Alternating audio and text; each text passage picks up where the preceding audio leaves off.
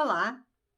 No nosso retorno aos Drops de Clarice Lispector, agora já no ano de 2021, nós damos continuidade à participação do escritor Ronaldo Caggiano, que gravou o Drop 133, falando um pouco da sua experiência de participar do livro de homenagem à escritora Clarice Lispector, pelo centenário de seu nascimento, com a coletânea Feliz Aniversário Clarice, organizada pelo escritor Hugo Almeida. Contos inspirados no livro Laços de Família, que completou 60 anos no ano que findou. O Ronaldo Caggiano participou com o conto inspirado no conto Devaneio e Embriaguez de uma Rapariga. O seu conto é Delírios e Divagações da Miúda. Na apresentação que fiz do Ronaldo Caggiano aqui, eu apresentei as suas obras, enfim, a sua carreira literária, um pouco da sua atuação como crítico, escritor, crítico literário, articulista em vários jornais. E não mencionei o seu último livro, que é Cartografia do Abismo, livro de 2020. Hoje, dando continuidade à sua colaboração aqui com os Drops, ele vai falar um pouco da obra de Clarice Lispector, das influências que Clarice teve sobre ele, sobre a sua escrita, também um pouquinho sobre o lugar de Clarice na literatura em Portugal e, enfim, sobre Clarice no cenário atual da literatura.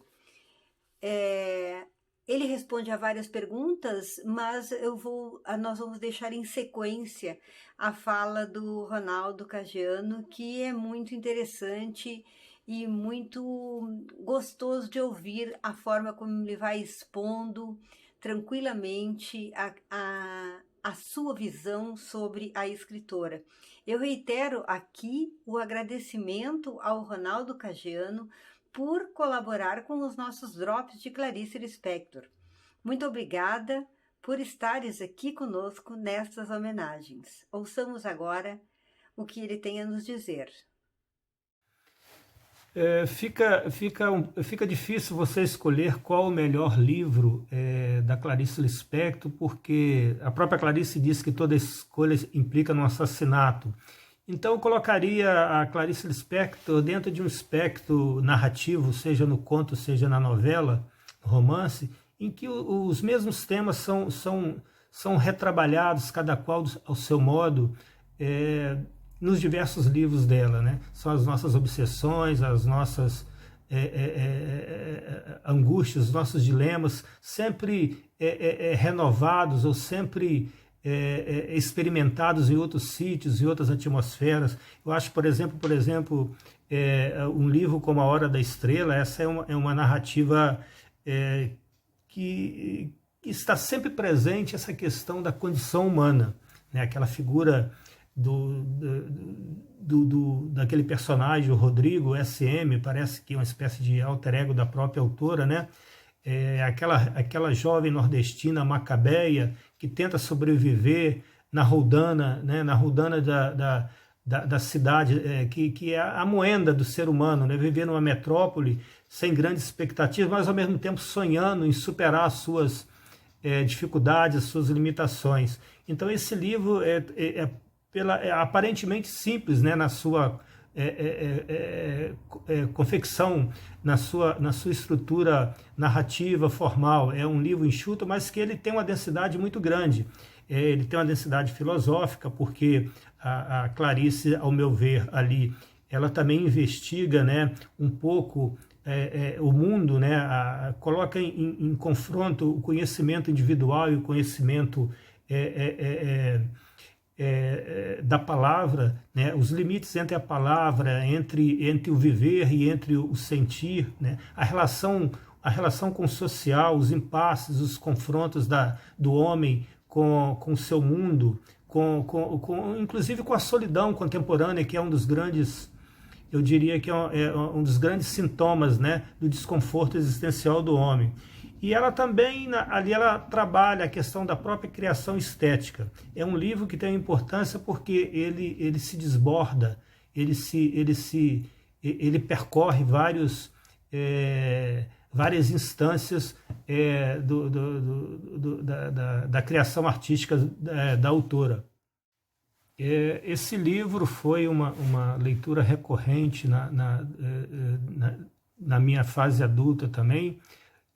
Depois eu mudei para Brasília e lá vivi 28 anos e fui fazer o curso de Direito e através do contato com o mundo universitário tive acesso a uma literatura mais densa, mais candente, não só da Clarice, mas também de outros autores, né, que foram importantes na minha formação como leitor e também como, eu não diria como influências, mas como referências estéticas no meu processo de criação literária. E a Clarice, através da Clarice eu fui irrigando a minha atenção para autores que trabalhavam temáticas muito parecidas com a Clarice, né? Esse de mergulho na angústia humana, na inquietação metafísica existencial, né? E esse livro, A Maçã no Escuro, me trouxe uma certa similaridade, por exemplo, com Albert Camus, quando eu li O Estrangeiro, né? Aquela relação do autor com aquela sua vida, né? Onde um crime perpassa toda a sua inquietação, todo o seu mover no mundo, né? Ele é catapultado para uma atmosfera de permanente deslocamento, de permanente desassossego. E esse livro da Clarice Lispector me trouxe também esse diálogo, essa interseção com a obra do Albert Camus, porque são livros que falam de temas muito comuns, eles são temas paralelos.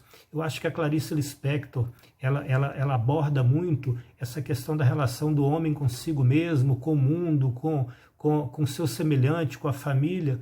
Os Contos de Laços da Família, por exemplo, são contos que fazem um panorama, né? Fazem um caleidoscópio, um retrato de como são os dilemas, as angústias, as inquietações, né? Os paradoxos vividos nas relações domésticas, nas relações sociais. A literatura da Clarice Lispector, ela ganhou nos últimos anos uma acessibilidade, uma visibilidade maior em Portugal. Sem dúvida era uma das autoras, né, mais conhecidas dentro da lusofonia, juntamente com outros escritores como Guimarães Rosa, Machado de Assis, Lígia Fagundes Telles, escritores canônicos, né, que representam o grande patrimônio literário e intelectual do Brasil. Mas com o advento do centenário da Clarice, nos últimos 3, 4 anos, houve assim, uma espécie de movimentação em torno da obra dela, de releitura, de novas imersões críticas, com obras que vieram a ser publicadas ou republicadas, abordando, né, os vários aspectos da literatura da Clarice, sobretudo o trabalho que o Benjamin Moser fez nos Estados Unidos, né, de resgate da obra dela, da descoberta dela pelos americanos. Isso aí teve uma certa influência na reprogramação dessa vitrine, dessa visibilidade e da necessidade de se conhecer melhor a obra da Clarice Lispector. Mas é uma autora que ainda está por ser descoberta. Eu acho que o leitor comum precisa ter acesso à sua bibliografia. A presença literária da Clarice em Portugal vem crescendo nos últimos anos, inclusive em função, né, dessa precedência que se teve nos últimos anos em relação ao centenário dela. O centenário dela sempre já foi comemorado com uma certa precocidade, já se anunciavam obras de reflexão, de diálogo com a literatura dela, de percurso da sua trajetória intelectual e criativa. Eu acho que isso aí contribuiu para que houvesse uma visibilidade maior, um acesso às suas obras com reedição, com uma retomada crítica, uma uma viagem aos seus livros. Eu creio que a Clarice, ela é uma escritora extremamente estudada, muito resenhada, é objeto de ensaios acadêmicos e pelo Brasil e pelo mundo afora, mas eu acho que é uma autora que ainda precisa ter uma visibilidade junto ao leitor. Eu acho que ela está ainda muito reduzida a um círculo intelectual, um círculo acadêmico, né? Uma certa familiaridade estética que tem a ver com esse ambiente, com esse universo íntimo da própria autora, né? Com essa densidade, com essa dicção extremamente intensa, com uma carga semântica, uma carga sensorial, uma potência psicológica que às vezes pode parecer difícil, né? Cria-se o mito da Clarice impenetrável, hermética, mas nada, a Clarice ela é de uma simplicidade porque ela justamente vai abordar aquilo que nos é afeto, né? Os dilemas humanos estão presentes desde os tempos ancestrais, desde o início do mundo, e eles vão se repetindo, seja em qualquer lugar, em qualquer dimensão do globo, seja no norte, no sul, seja na Patagônia ou na Amazônia, a condição humana, os dilemas vividos pelo homem, pelo ser, estão presentes, né, desde sempre. Esses são os problemas recorrentes que se passam nas famílias, nas relações sociais, na condição política que permeia a própria vida em sociedade, né? O conflito de classes, os embates culturais, ideológicos, a discussão da afetividade, tudo isso está muito presente na obra da Clarice, porque são temas que são encontradiços no próprio íntimo das pessoas. Eu acho que ninguém melhor do que a Clarice soube explorar com uma candência, com uma pulsão, né, que é compreender esse velho dilema, essa velha dicotomia, né, esse embate entre Eros e Thanatos. A Clarice soube trabalhar com extrema delicadeza narrativa, mas também com uma potência, né, aquilo que lhe dá um soco no estômago. Essas questões, que são questões que sempre vão despertar a inquietação, vão despertar sempre mais perguntas do que respostas. Então, Clarice é uma escritora que nos impõe esse mergulho como leitor, esse mergulho como ser humano, naquilo que nos a tormenta contemporânea. E eu acho que é uma escritora que ela sempre será contemporânea, porque os temas que são abordados por ela são os temas que se renovam na angústia cotidiana da civilização.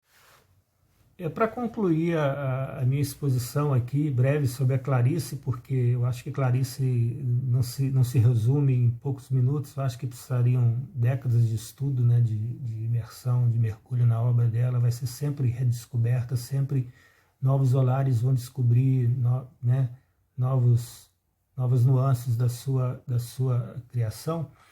Eu quero ler uma crônica chamada Nos Primeiros Começos de Brasília, que é uma crônica que tem muito a ver comigo também, porque eu morei em Brasília durante 28 anos, é a cidade que, como diria a música do Gilberto Gil, me deu régua e compasso. É uma cidade que foi importante na minha formação como ser humano, como leitor, como escritor, e onde eu me aprofundei, onde eu consegui mergulhar, né, na literatura de forma intensa, não só na obra da Clarice, mas de toda uma gama de autores que se tornaram referência permanente e leitura recorrente para mim. Essa crônica é metafórica, ela está muito atual, ela representa o que foi Brasília, a cidade que nasceu do nada, da solidão do Planalto, né, daquela imensidão do Cerrado, e tem muito a ver também com a solidão, que é uma condição que sempre perpassou a vida e a obra da Clarice Lispector. Essa é a solidão imanente ao ser humano, da qual nós nunca nos desviamos. Diz o seguinte, eu vou ler só um pedaço da crônica, porque ela é muito grande, mas eu vou ler aqui o essencial, que reproduz um pouco esse olhar sobre essa cidade tão enigmática, né, que foi construída, né, no meio do cerrado. Brasília é construída na linha do horizonte. Brasília é artificial, tão artificial como devia ter sido o mundo quando foi criado. Quando o mundo foi criado, foi preciso criar um homem especialmente para aquele mundo. Nós somos todos deformados pela adaptação à liberdade de Deus. Não sabemos como seríamos se tivéssemos sido criados em primeiro lugar e depois o mundo deformado às nossas necessidades. Brasília ainda não tem o homem de Brasília. Se eu dissesse que Brasília é bonita, veriam imediatamente que gostei da cidade. Mas se digo que Brasília é a imagem de minha insônia, veem nisso uma acusação. Mas a minha insônia não é bonita nem feia. Minha insônia sou eu. É vivida, é o meu espanto. Os dois arquitetos não pensaram em construir beleza. Seria fácil. Eles ergueram o espanto deles e deixaram o espanto inexplicado. A criação não é uma compreensão, é um novo mistério. Quando morri, um dia abri os olhos e era Brasília, e eu estava sozinha no mundo. Havia um táxi parado, sem chofer. Lúcio Costa e Oscar Niemeyer, dois homens solitários. Olho Brasília como olho Roma. Brasília começou com uma simplificação final de ruínas. A era ainda não cresceu. Além do vento, há uma outra que sopra. Só se reconhece na crispação sobrenatural do lago. Em qualquer lugar onde se está de pé, criança pode cair e para fora do mundo.